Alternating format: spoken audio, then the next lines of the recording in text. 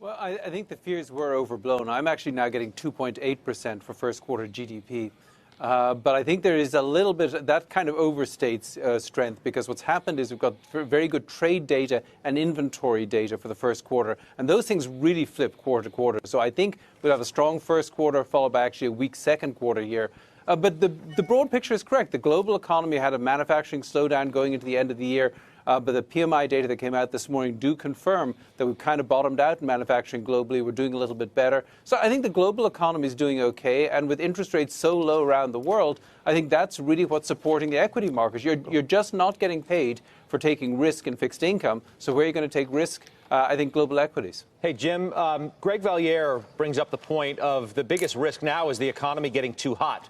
Forget about the Mueller report, which dropped today. What about that? And what about the Fed getting re-engaged? Ultimately, Scott, I think overheat will kill this recovery. And it almost did last year. I think we were close to killing it off. But we've hit the pause button, which bought us some time, and we'll have to see how much time, to Greg's point. I think that my feeling is that the market went up after year end primarily because even though the economy was slowing dramatically, it brought the Fed to a complete pause, and it brought bond vigilantes to easing. And so we had policy ease with weak economy. Now we're just entering a period where we're going to have revival in growth without Fed tightening. That's pretty good, too. There's nothing bad with that. I think that the 10-year Treasury could go from 2.6 all the way back above 3, and it wouldn't really hurt stocks. At some point, the Fed will be tightening again. Then it becomes a mixed bag, and ultimately the Fed overdoes it.